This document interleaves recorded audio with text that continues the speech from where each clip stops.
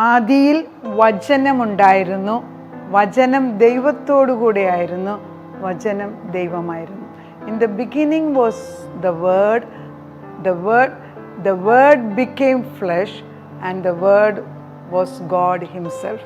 John 1:1. ആദിയിൽ വചനമുണ്ടായിരുന്നു, വചനം ദൈവമാണ്.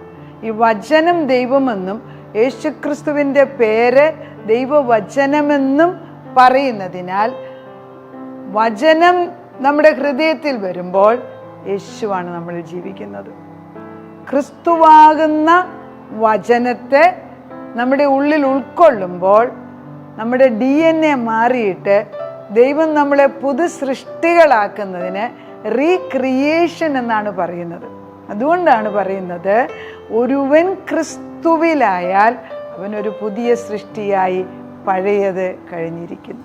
സകലതും പഴയത് മാറ്റി പുതു സൃഷ്ടിയാക്കുന്ന ദൈവത്തിന് നമുക്ക് സ്തോത്രം ചെയ്യും.